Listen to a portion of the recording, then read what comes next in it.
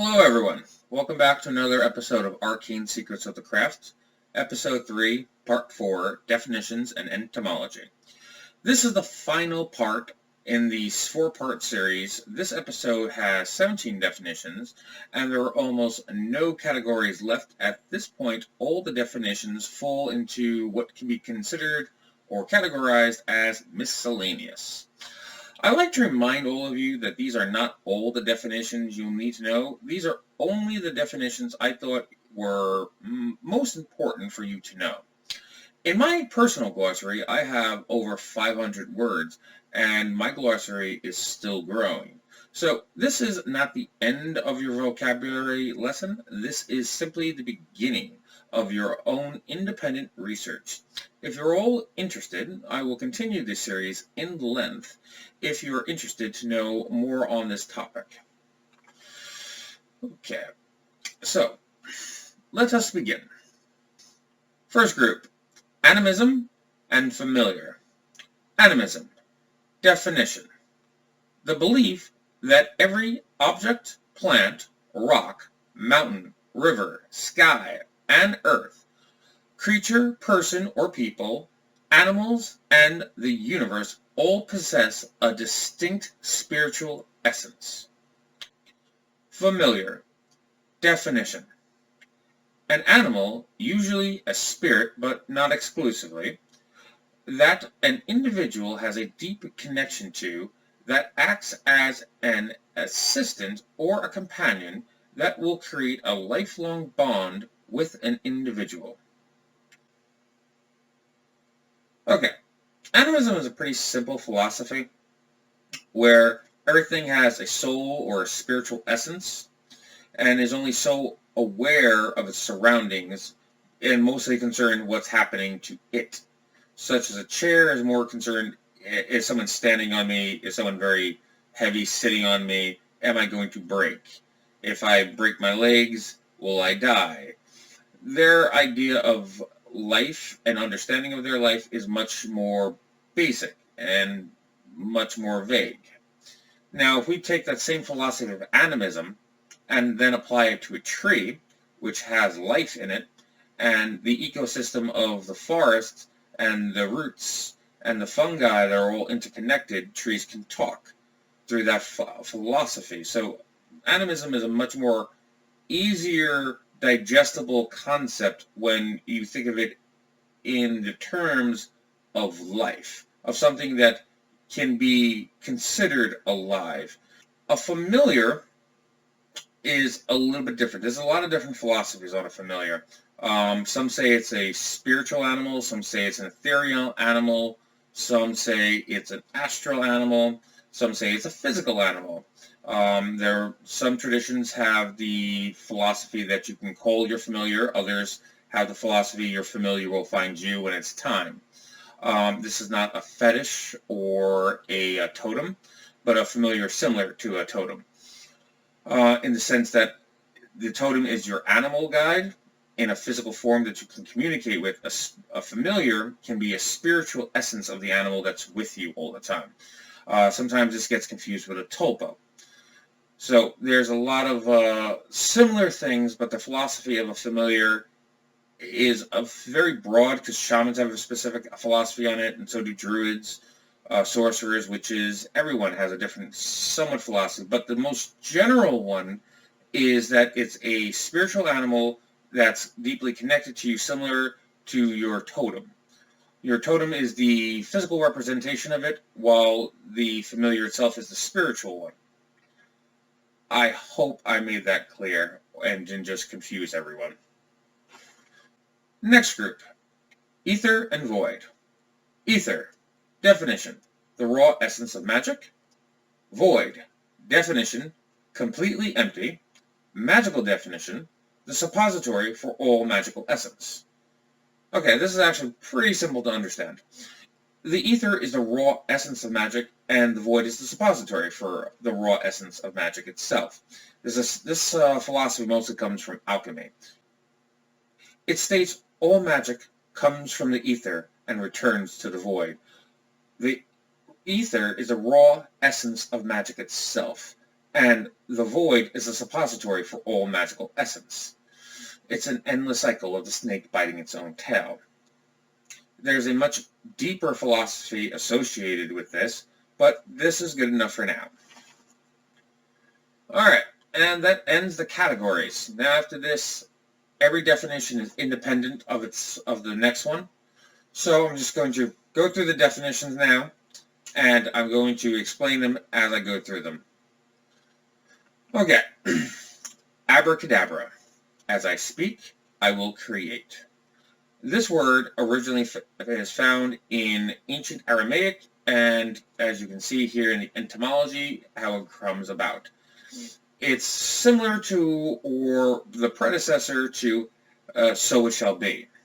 Something you say at the end of your spell, or when you're trying to through affirmations, trying to affirm something, you say your affirmation and then say abracadabra. Pretty simple. Arcane. Definition. Old, powerful, mysterious knowledge known to a few. Definition implied. Old or ancient. Arcane, or more or less simply means old and powerful or mysterious knowledge. There's not much beyond the actual definition I have to tell you about. Okay. Astrology. Definition.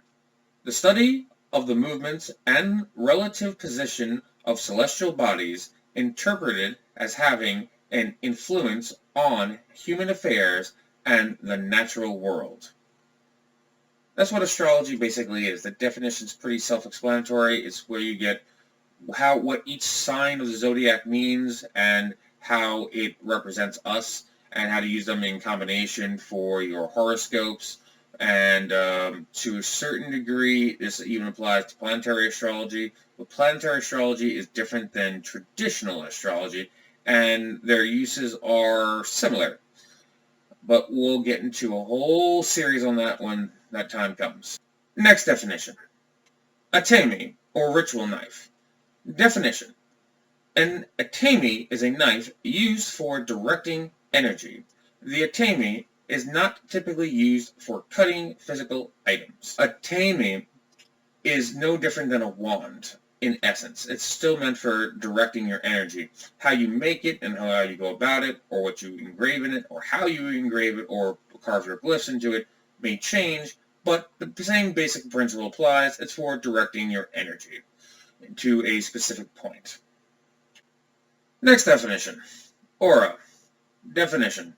A subtle emanation that is generally invisible to the naked eye that surrounds the body of all living creatures, people, animals, plants, and or to a lesser degree insects and even inanimate objects may have an aura. Aura is somewhat connected to animism in this regard. If everything has a spiritual essence and a soul, everything has an aura to go along with it.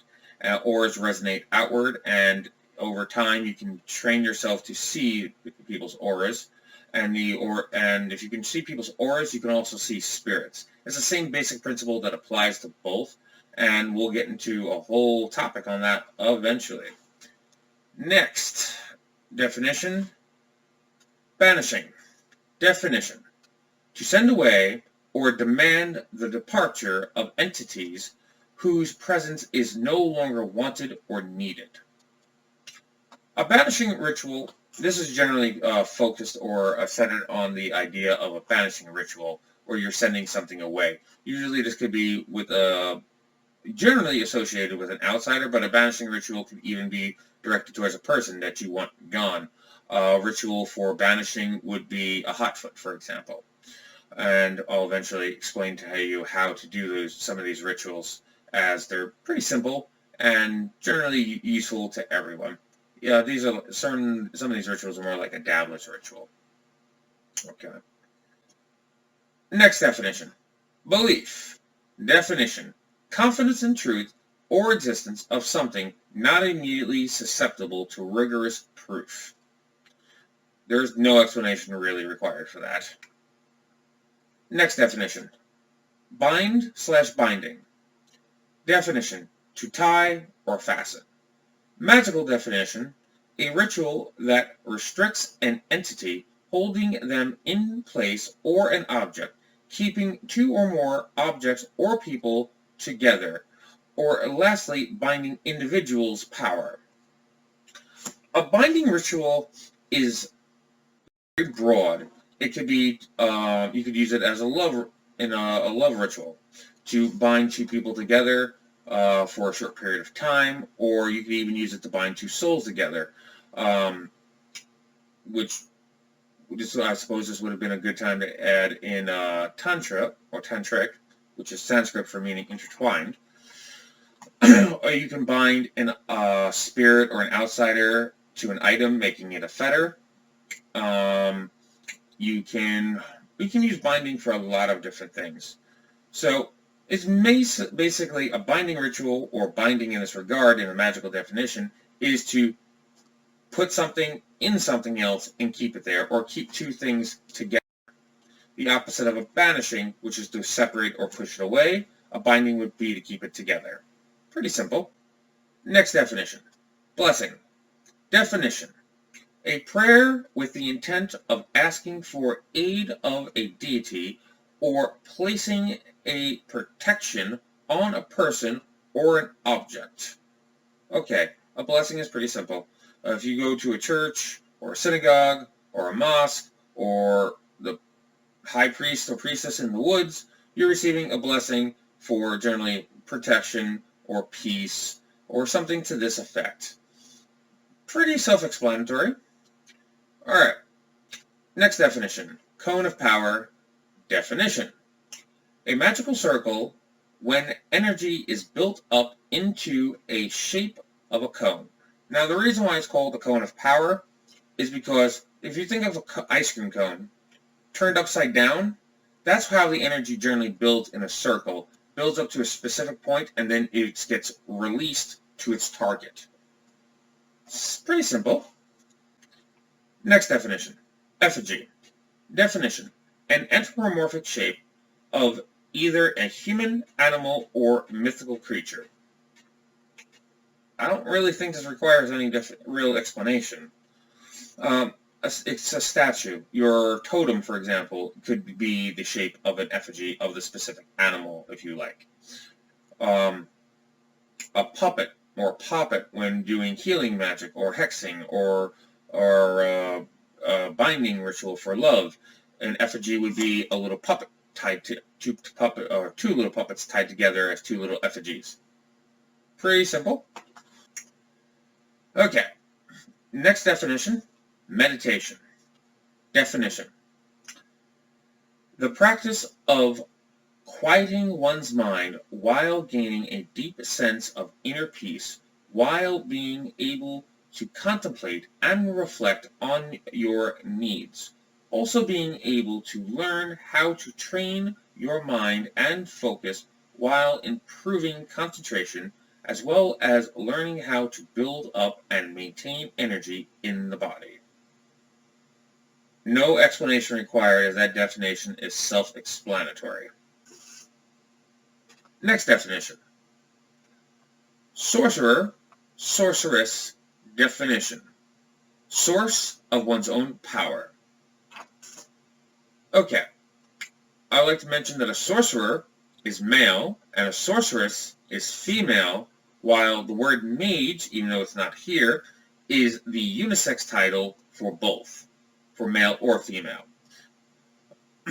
Now, I'm going to go into more detail on this on next episode, because the next episode is actually connected to this definition indirectly. Well, actually very directly. So, this seems like a good place to end episode 3, part 4. Next week, I will be teaching you about the philosophy of where magic comes from. Every tradition and philosophy and religion have their own idea on this topic. So, I will be teaching you about my philosophy of where magic comes from. The source of magic, the 3 great trees, and the intertwining branches of magic. This will become a series all its own, because I can't fit in one episode. But this is going to cover the 3 great trees of magic, and the branches. So I'll be talking about sorcery in that area. That's why I didn't go into any greater detail. I didn't want to needlessly repeat myself. Anyway, I wish you all the best of luck in your research, and go in peace.